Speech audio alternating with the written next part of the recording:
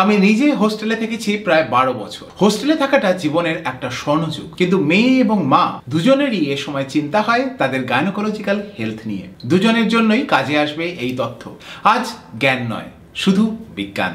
সরাসরি টপিকে যেতে নিজের টাইম স্ট্যাম্প দেখে ব্রাউজ করে নাও। এই সমস্যাগুলো কিভাবে সহজ সমাধান খুঁজে পাওয়া যাবে সেই নিয়ে প্রথমে ভেবেছিলাম অল্প কিছু টপিক নিয়ে কথা বলবো, কিন্তু তারপর আমাদের ক্লিনিকে আসা হোস্টেল, পিজিতে থাকা মেয়ে এবং মায়েদের ইন্টারভিউ নিয়ে দেখতে পারলাম আমার মনে করা সেই কখানা টপিক মোটেই যথেষ্ট নয়। গাইনোকোলজিক্যাল সমস্যাগুলোর সাথে আরো বহু কিছু নন গাইনোকোলজিক্যাল প্র্যাকটিক্যাল প্রবলেম মিশে রয়েছে, আর এই প্র্যাকটিক্যাল প্রবলেমগুলোর জন্যই ভালো থাকতে চেয়েও ভালো থাকতে পারে না হোস্টেলের বহু মেয়ে। টোটাল 18টা টপিক, 4টে সরাসরি গাইনোকোলজিক্যাল টপিক, ক্লিশে কিন্তু অ্যাঙ্গেলটা আলাদা, আর 4টে ডায়েট নিয়ে, আর 4টে ডায়মন্ড হ্যাবিটস বা অভ্যাস, 4টে গোল্ডেন স্কিলস, শেষে 2টো সতর্কতা, যাতে অকারণে ডাক্তারের কাছে ছুটতে না হয় আর মনোযোগ দিতে পারো তোমরা আসল কাজটায়, পড়াশোনায়। Hostel gynaecology.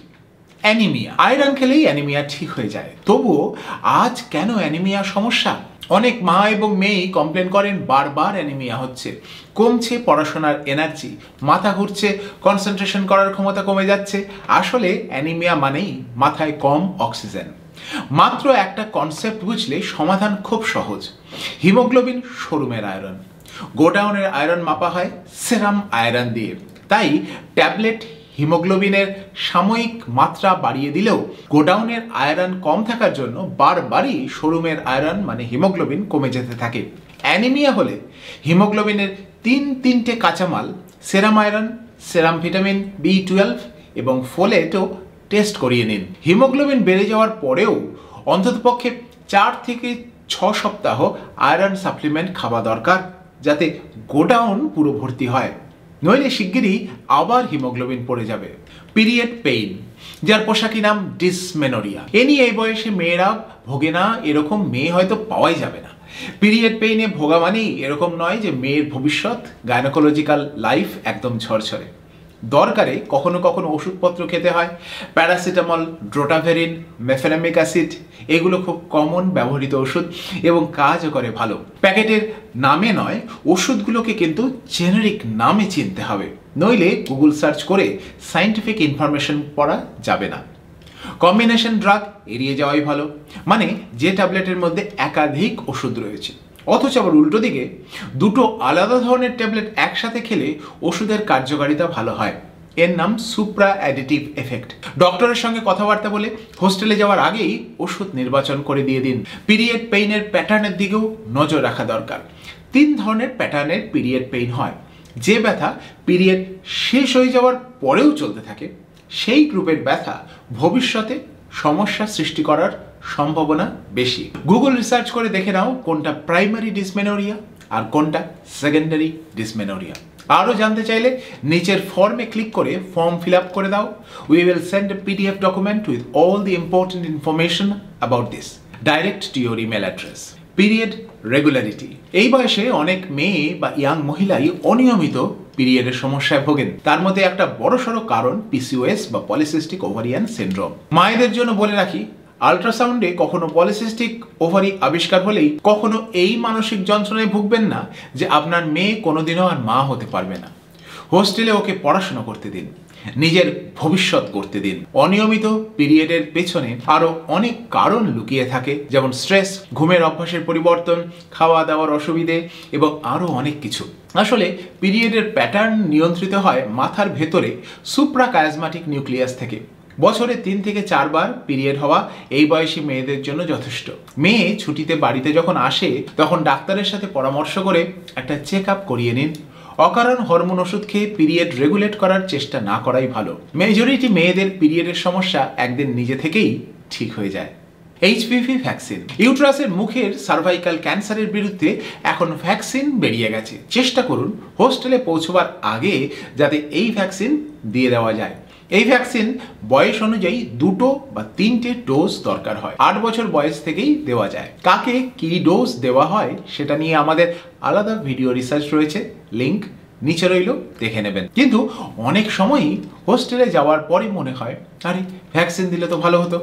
ভ্যাকসিনে 0, 2 মাস, 6 মাসের একটা কোর্স থাকে। অনেক সময় মেয়ে ওই সময়গুলোতে বাড়িতে আসতে পারবে না, তালে গোলে, তাই আর ভ্যাকসিন দেওয়া হয়ে ওঠে না। তাই যদি সময় থাকে চেষ্টা করুন ক্লাস 11 থেকেই ভ্যাকসিন দিয়ে দিতে। জীবনের প্রথম সেক্সুয়াল সম্পর্ক শুরু করার আগে এই ভ্যাকসিন দিয়ে দিলে তার কার্যকারিতা অনেক বেশি। এবার কটা ডায়েট নিয়ে কথা। খাবার দাবার। হোস্টেলে খাবার দাবার খুবই গন্ডগোলের। সাধারণত মেসে খুব অল্প পরিমাণ এবং নিম্নমানের উপকরণ দিয়ে তৈরি হয় হোস্টেলের মিল। একঘেয়ে খাবার খেতে খেতে অনেক সময় হাত চলে যায় বাইরের খাবারের দিকে। স্বাদ বদল হলেও মেসের মিল আর বাইরের খাবার দুটোতেই আয়রন, ভিটামিন যথেষ্ট কম থাকে। দরকারে বাইরে পিজিতে থেকে ফ্রেশ রান্না খাবার খাওয়া ভালো। স্বাস্থ্য এমন একটা জিনিস যেটা একবার নষ্ট হলে তা পুনরুদ্ধার করা সময় সাপেক্ষ। হোস্টেল জীবন একটা বিশাল প্রোডাক্টিভিটির সময় থাকে না নিজের হাতে রান্না করে খাবার। কিভাবে মেয়ে ঠিকঠাক কম ক্যালোরির নিউট্রিশাস খাবার খাবে সেই দিকে নজর রাখা দরকার। নিউট্রিশাস খাবার কিন্তু এক গাদা খাওয়া নয়। বাবা মা মেয়ের সাথে একটা কাগজ কলম নিয়ে বসুন। গত সপ্তাহের কোন বেলায় কি খেয়েছে মেয়ে তা লিখে লিস্ট করে দেখুন যে ওর খাবারে কতখানি আপনি পরিবর্তন আনতে পারেন। শুধুমাত্র এই ঠিক করে খাবি এই রকম দিনের মধ্যে 5 বার বলতে থাকলে মেয়ে একদিন আপনার কথা অবজ্ঞা করতে শুরু করবে। কাগজে লিখে পরিষ্কারভাবে খাবারের টাইপ আর খাবারের অপশনসের লিস্ট তৈরি করে মেয়েকে বুঝিয়ে দিন। নইলে 1 বছর কেটে যাওয়ার পরে দেখবেন আপনি মেয়েকে সাবধান করে গেছেন আর মেয়ে বলেছে আমি ঠিক খাচ্ছি, কিন্তু বছর ঘুরে গেলেও খাবার দাবারের হ্যাবিট ঠিক হয়নি। লিখে খাবারের লিস্ট নিয়ে ফুড হ্যাবিট ট্র্যাক করার অভ্যাস তৈরি করুন। ব্রেকফাস্ট। মেটাবলিজম জীবনের একটা বড় সড় ব্যাপার। হোস্টেলে থাকার 3-4 বছর শরীরের মেটাবলিজম ঠিকঠাক ধরে না রাখতে পারলেই ভবিষ্যতে এর ফলাফল ভুগতে হবে। এই সময় মিলের ব্যাপারে কিছু ভুল ধারণা তৈরি হয়। হোস্টেলে ব্রেকফাস্ট হয় নাম কেউ আসতে। 3 বছর হোস্টেলে থাকার পর এমন ধারণা মনে তৈরি হওয়া অসম্ভব নয় যে ব্রেকফাস্ট ফালতু। ব্রেকফাস্ট মানুষের জীবনে সব থেকে গুরুত্বপূর্ণ মিল। মাঝে মাঝে ডিনার বাদ দিলেও কোনো অসুবিধা নেই, কিন্তু ব্রেকফাস্ট দিনের সব থেকে বেশি ভারী খাবার হওয়া দরকার। টোস্ট, দুধ চিড়ে, কর্নফ্লেক্স অবৈজ্ঞানিক এবং গাইনোকোলজিক্যাল হেলথের জন্য বিপজ্জনক। এই ব্রেকফাস্টকে অবহেলা করার যে হ্যাবিট হোস্টেলে তৈরি হয়ে যায় সেই হ্যাবিটই ভবিষ্যতে মেয়েদের একদিন ওভারওয়েট তৈরি করে দেয়। একদিন ডাক্তারের কাছে গিয়ে বলতে হয় আমি তো ওজন ঠিক করতে পারছি না। এই সমস্যা নিয়ে মহিলারা সাধারণত 30-35 বছর বয়সে ডাক্তারের কাছে আসেন, কিন্তু এই সমস্যার সূত্রপাত কিন্তু হয়েছিল এই হোস্টেলের দিনগুলোতেই। আবারও খাতায় কলমে লিখে কিভাবে ব্রেকফাস্টকে আরও ভারী করা যায়, আরও তার মধ্যে প্রোটিন ঢোকানো যায় সেই ব্যাপারে সঠিক সিদ্ধান্ত নেওয়া দরকার। ফাইবার। শরীরে মানুষের কোষের সংখ্যা 37 লক্ষ কোটি, আর আমাদের শরীরে ভাড়াটে জীবাণুর সংখ্যা 82 লক্ষ কোটি। বেশিরভাগই বন্ধু জীবাণু থাকে কোলনে। এই বন্ধু জীবাণুগুলো কিন্তু শুধু সর্দি লাগার হাত থেকে তোমাকে রক্ষা করে না, এদের ভালো করে রক্ষণাবেক্ষণ করতে পারলে এরা তোমাকে দেবে ভালো স্মৃতিশক্তি, হতে দেয় না মন খারাপ। লড়াই করবে এই ক্যান্সারের বিরুদ্ধেও। নতুন যুগে মেয়েদের নতুন মেডিকেল রিসার্চ নিয়েও জানা দরকার।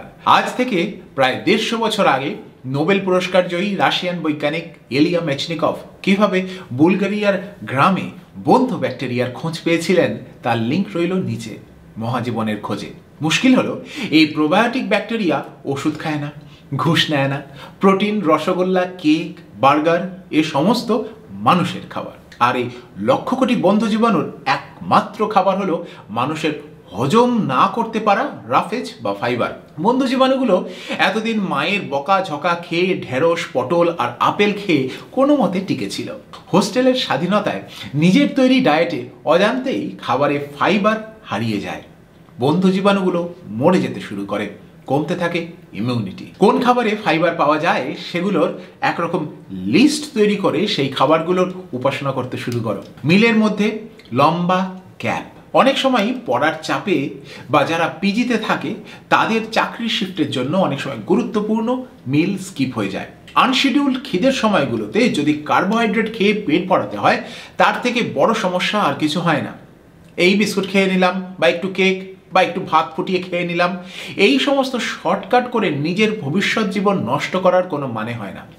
জীবনের বড় শত্রু তোমার এক্স নয়, জীবনের সব থেকে বড় শত্রু চিনি বা সিম্পল কার্ব। এ বয়সেই বাড়তে থাকে চিনির লোভ। জীবনে সেপারেশনও অনেক কিছু শিখিয়ে যায়, কিন্তু চিনি যে এরকম বন্ধুরূপে শত্রু সেটা বুঝতে কেটে যায় কয়েক দশক। তাই সাবধান, বয়স বাড়লে সামলানো মুশকিল হয়ে যাবে। আগে থেকে প্ল্যান করে অনলাইনে কিনে রাখো ড্রাই ফ্রুট, নাট, আর মোবাইলে নোটপ্যাডে লিখে রাখো এমার্জেন্সিতে খাবার জন্য কিছু ফুডের লিস্ট। এরপরে চলে আসছি 4টে diamond হ্যাবিটসে। The famous Australian actor and teacher Frederick Matthias Alexander once said, "People do not decide their future, they decide their habits and their habits decide their futures." হোস্টেলে এই বছরগুলো ভালো হ্যাবিট তৈরি করার এক স্বর্ণযুগ। ভবিষ্যৎ জীবনের অনেক গাইনোকোলজিক্যাল সমস্যার বীজ লুকিয়ে থাকে এই হোস্টেলে জীবনযাপনের ফল্টি হ্যাবিটের মধ্যে। আগেই বললাম যে হোস্টেলে থাকাটা ছেলে মেয়েদের জন্য একটা স্বর্ণযুগ। আমি নিজে অনেক বছর হোস্টেলে থেকেছি, মনে প্রাণে বিশ্বাস করি যে জীবনের কিছু সময় অন্তত হোস্টেলে না থাকলে বোধহয় ভালো মানুষ তৈরি হওয়া সম্ভব নয়। তার সাথে এটাও বলবো যে হোস্টেলে থাকার সময় কিছু বাজে অভ্যাস আমাদের মনের মধ্যে এমনভাবে বাসা বাঁধে যেটা আমাদের সারা জীবনের সঙ্গী হয়ে যায়। ঘুমের হ্যাবিট। আমি নিজেও এই ফল্টি হ্যাবিট নিয়ে ভুক্তভোগী। রাত জেগে পড়া। হোস্টেলের দাদা দিদিরা বলে রাত জেগে যারা পড়াশোনা করে তারা সব থেকে মেধাবী। সকালবেলা দেরি করে উঠলেও নাকি কোনো অসুবিধা নেই, কিন্তু এই ধারণা সর্বৈব মিথ্যে। হোস্টেলে রাত জেগে পড়ার অভ্যাস শুধুমাত্র একটা ডিসিশন অফ কনভেনিয়েন্স। কারণ সন্ধ্যাবেলা থেকে হোস্টেলে নানা রকম কথাবার্তা শোরগোল চলতে থাকে। অনেক রাতে হোস্টেল ঝিমিয়ে পড়ে, পড়াশোনা করার সুযোগ পায় লোকজন। কিন্তু প্রচুর বৈজ্ঞানিক গবেষণা প্রমাণ করেছে যে রাতের পড়া মনে থাকে না, এমনকি রাত জাগার অভ্যাসে জীবনের সিদ্ধান্ত নেওয়ার ক্ষমতা পর্যন্ত পঙ্গু হয়ে যেতে পারে। ইচ্ছা থাকলেও হয়তো 10:30টার সময় হোস্টেলে ঘুমিয়ে পড়া যায় না, কিন্তু মনে রাখা দরকার এই হ্যাবিট ভুল। হোস্টেলে ঘুমের ঘন্টার সাধারণত অভাব হয় না, কিন্তু এই বয়সে এই ভুল ঘুমের হ্যাবিট তৈরি করা ভবিষ্যৎ জীবনের জন্য খুবই খারাপ। ভবিষ্যতে এর জন্য পিরিয়ডের সমস্যা, ওজন বেড়ে যাওয়া, এমনকি মেটাবলিক প্রবলেমও বেশি হতে থাকে। জলের হ্যাবিট। জল শরীরকে ডিটক্স করে। সঠিক খাবার আর ফাইবারের সাথে দিনে চাই অন্তত 3 লিটার জল। ভালো পটির আর্ট নিয়ে আমাদের ভিডিও রিসার্চ রয়েছে, লিংক নিচে। জল খাওয়া শুধু পটিতেই হেল্প করে না, জল খেলে মন ভালো থাকে, উল্টোপাল্টা জিনিসের লোভ কমে। আর হ্যাঁ, চাইনিজ বা পিৎজা খাওয়ার পরের দিন যে মাথা ব্যথা হয় সেটারও কারণ যথেষ্ট জল না খাওয়া এবং খাবারে অতিরিক্ত লবণ। এক্সারসাইজের হ্যাবিট। হোস্টেলে এই সময় সিনিয়র কাউকেই দেখা যায় না এক্সারসাইজ করতে, তাই মেয়েটিও ভেবে নেয় এভাবেই বোধহয় জীবন চলে যাবে। কিন্তু অতি অবশ্যই প্রতি মাসের প্রথমে গুরুদক্ষিণা দিয়ে জিমে ভর্তি হওয়া প্রয়োজন। আজকাল নিজেদের শ্রেষ্ঠত্ব প্রতিষ্ঠা করতে কলেজ ইউনিভার্সিটিগুলো জিম তৈরি করেছে, ইউটিলাইজ দেম। ক্যাম্পাসে না থাকলে বাইরে। জিমে ভর্তি হওয়ার আগে কেবল একবারটি শুধু জিমের সেফটি চেক করে নিতে ভুলো না। তাই রোগা প্যাংলা বা প্রচণ্ড ফিট যাই হও না কেন, রেগুলার এক্সারসাইজের অভ্যাসে বাড়বে মেমোরি, চাকরির সুযোগ, আর ভালো হবে মানসিক স্বাস্থ্য। আজকাল কোম্পানিগুলোও চায় এরকম এমপ্লয়ি। Stable wait habit. হোস্টেলে এই সময় কেউ কেউ ওজন হারায় আর কেউ কেউ বাড়তি ওজন পেতে থাকে। মনে রাখা দরকার, আজ থেকে 20 বছর বাদে তুমি ঠিক তোমার মায়ের মতোই দেখতে হবে। বাড়তি ওজন গায়ে লাগানো মোটেই কাজের কথা নয়। আজ ওবিসিটি বা স্থূলতায় পৃথিবী রীতিমতো অসুস্থ। তাই যাদের বাড়তি ওজন তারা অতি অবশ্যই খাবার কন্ট্রোল, এক্সারসাইজ ইত্যাদি করে ওজন কমাও। আর যাদের সবাই বলেছে রোগা, তারা নিজেদের একটু অহংকার করতে শেখো যে আমার স্বাস্থ্য তোর স্বাস্থ্যের থেকে আজ থেকে 15 বছর বাদে আরও ভালো থাকবে। আর হ্যাঁ, যারা রোগা তারাও কিন্তু যথেষ্ট ফাইবার, জল এবং রেগুলার এক্সারসাইজ করতে ভুলবেন না, না হলে একদিন ওজন বাড়তে থাকবে। সবাই বলবে বাহ কি গ্ল্যামার, আর তার ঠিক কয়েক বছর বাদেই বাড়তি ওজনে কমে আসতে থাকবে জীবনের সব উৎসাহ। সবই হ্যাবিট। এবার 4 গোল্ডেন স্কিলস। ফেইলিয়ার। খেয়াল রাখতে হবে নিজের মানসিক স্বাস্থ্যের জন্য, নইলে খারাপ হবে গাইনোকোলজিক্যাল স্বাস্থ্য। তোমরা যারা হোস্টেলে থাকো তারা হাই পারফর্মার। স্কুলে সবসময় ভালো রেজাল্ট করে এসছো, কেউ কোনোদিন ফেল করনি, অঙ্কে কখনো 26 পাওনি, কিন্তু এই হোস্টেলে থাকার সময় প্রথম স্বাদ আসে ফেলিয়ারের। রিলেশনশিপ বা ক্লাসের এক্সামে মনে হতে শুরু করে আমি কিছুই পারবো না। মন খারাপের এই ফাঁদ থেকে অল্প অন্ধকার থেকে ঘন অন্ধকারের ডিপ্রেশনে চলে যায় অনেকে। এফেক্ট পড়তে থাকে স্বাস্থ্যে। আমাদের সময় মেডিকেল কলেজে যে সমস্ত ছেলেমেয়েরা অনেকবার ফেল করেছিল, আজ তারাও খুব ভালো ডাক্তার। না, তারা ফেল করতে করতে ভালো হয়নি, তারা পরবর্তীকালে নিজেদের পাল্টে নিয়েছে। এই সময় কিছু ফেলিওর হতে থাকলেও ভবিষ্যতে নিজেকে পাল্টে নেওয়ার সুযোগ পাবে যথেষ্ট। আর হ্যাঁ, মন ভালো রাখতে দিনের শেষে 3টে ভালো জিনিস ডায়েরিতে লিখতে ভুলবে না। এই নিয়ে আমাদের 3 ওয়ার্ডস ফর হ্যাপিনেস বলে ভিডিওর লিঙ্ক নিচে দেখে নিতে পারো। সব সময় করা চাই নিজের উন্নতি। মার্ক টোয়েন বলেছিলেন, I have never late my schooling interfere with my education. School college মানুষকে মিডিওকার বানিয়ে রাখার একটা কল। স্কুল কলেজে যা পড়ানো হচ্ছে শুধু সেইটুকু পড়তে হলে কোনো দিনই তোমার শ্রেষ্ঠত্ব তুমি খুঁজে পাবে না। People are hired for their skills but fired for their lack of emotional intelligence. You can never expect a long-term job simply because of you a doctor, engineer or researcher. That era is over. তোমার employability আসবে অচেনা বাড়তি কিছু স্কিলের overlapping Venn diagram area থেকে।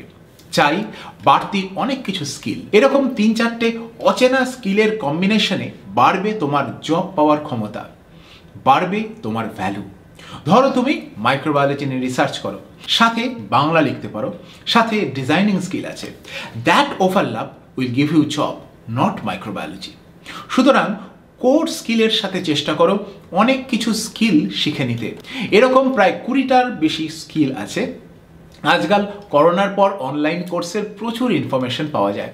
ঢাকঢোল না পিটিয়ে একটা মোবাইলের হেডফোন গুঁজে তুমি শিখে নিতে পারো বিশ্ব জয়ের জন্য অনেক কিছু গুণ, যেগুলো তোমার ভবিষ্যৎকে সাজিয়ে দেবে। এই প্রসঙ্গে ডিলবার্ট কার্টুনের স্রষ্টা স্কট অ্যাডামসের লেখা একটা বই আমি রেকমেন্ড করতে পারি, how to fail at almost everything and still win big. সস্তার এই বই পাল্টে দিতে পারে তোমার ভবিষ্যৎ।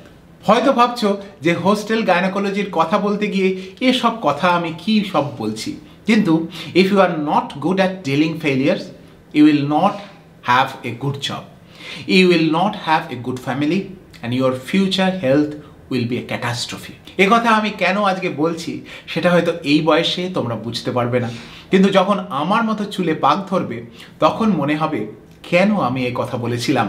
All the best for your future life. Hobby, নিজের হবিগুলো যদি বাঁচিয়ে রাখতে পারো তাহলে সেই হবি তোমাকে দেবে বেঁচে থাকার ঠিকানা। নিজের একটা পারপাস সেন্টেন্স বানাও। কে তুমি? ভবিষ্যতে কি হতে চাও? যে আমি ঘুরতে যেতে চাই, আমি ভালো জামা কাপড় পরতে চাই, বা আমি এমন হতে চাই যে আমাকে দেখে অন্য 10 জন শেখে। এই পারপাস স্টেটমেন্টটা নিজের ডায়েরির পাতায় কোথাও লিখে রেখে দাও।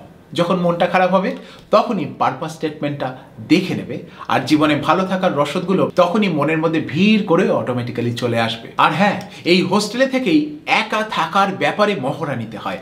একা থাকা মানে একাকিত্ব নয়, এ নিয়ে বিজ্ঞান প্রচুর রিসার্চ করেছে। আমাদের লেখা রয়েছে, সুতরাং আমার কোনো বন্ধু হয় না, আমার কেন এখনো বয়ফ্রেন্ড হয়নি, এই সমস্ত অনিশ্চয়তা নিয়ে ভোগা বন্ধ করো। নিজের যদি কিছু হবি থাকে, সেটা গিটার বাজানো, গান বাজনা, বই পড়া, সেটা অতি অবশ্যই আগলে রেখে রক্ষা করবে হোস্টেলেও। চাকরি শেষে 60-65 বছর বয়সে এই হবি তোমাকে নতুন এনার্জি দেবে। হোস্টেলেও চলুক এই হবি। MT nest syndrome. মনে রেখো, তুমি হোস্টেলে, কিন্তু তোমার বাবা মা বাড়িতেও কিন্তু ভালো নেই। তারা এখন ভুগছেন এমটি নেস্ট সিনড্রোমে। বাবা মায়ের এই এমটি নেস্ট সিনড্রোমে ভোগা শেষ পর্যন্ত তোমার বাবা মাকে অনেক সময় মানসিকভাবে পর্যুদস্ত করে দিতে পারে। তাই অতি অবশ্যই দিনের শেষে একটু কথা বলতে ভুলো না। বাবা মায়ের সাথে কথা বলা তোমার কোনো মানসিক দুর্বলতা নয়। বাবা মায়ের সাথে কথা বলা যেন তোমার বন্ধুদের মধ্যে তোমাকে ভিলেন না বানিয়ে দেয়। এই যোগাযোগ তোমার নিজের জন্য যতটা না বেশি, তোমার বাবা মায়ের জন্য তার থেকে অনেক বেশি প্রয়োজন। এমটিনেস সিনড্রোম কি ভয়ঙ্কর হতে পারে, তার উদ্ধারের রাস্তাগুলো কি, এই ব্যাপারে একটা লেখার লিঙ্ক নিচে রইল। এবার দুটো সতর্কতা ছোট করে। Junk food. এই সময় অনেকেই নিয়মিত খাবার দাবার খেতে খেতে বোর হয়ে গিয়ে মাঝে মাঝেই জাঙ্ক ফুড খেতে যায়। হোস্টেলে থেকে কিছু সময় তো জাঙ্ক ফুড খেতেই হবে, সেটা না হলে বোধহয় জীবনই চলবে না। কিন্তু জাঙ্ক ফুড খেতে হলে অতি অবশ্যই দুটো প্রিন্সিপাল ফলো করো। তোমার বন্ধু যা খাচ্ছে তুমি তার অর্ধেক খাও, আর জাঙ্ক ফুড খাওয়ার আগে বেশ 2-3 গ্লাস জল খেয়ে নাও, যাতে পেট তাড়াতাড়ি ভরে যায়। মনে রাখতে হবে, হোস্টেলে থাকতে গেলে জাঙ্ক ফুড খেলেও a moment on the lips, forever on the hips. খাও তবে অল্প। Smoking, alcohol. 1-2 দিন করতে করতে এই জিনিস হ্যাবিটে পৌঁছে যায়। এটা খারাপ হ্যাবিট। বাড়তি কথা বলার কোনো সুযোগ নেই, সময় নেই, বিজ্ঞানের কাছে প্রমাণ অকাট্য। তবে স্মোকিং অ্যালকোহলের পরিমাণ লাং এবং শরীর স্বাস্থ্যের উপরে অনেক দিন ধরে থাকে। আর হ্যাঁ, অ্যালকোহল খাওয়ার কিন্তু কোনো সেফ লিমিট নেই। ওয়ার্ল্ড হেলথ অর্গানাইজেশন বিজ্ঞপ্তি দিয়ে এই নতুন রিসার্চ ডাক্তারদের জানিয়ে দিয়েছেন এই মাত্র কয়েক বছর আগে। ভালো থেকো, তুমি আর তোমার পরিবারের প্রতি শুভেচ্ছা জানিয়ে আজ এখানেই শেষ করছি।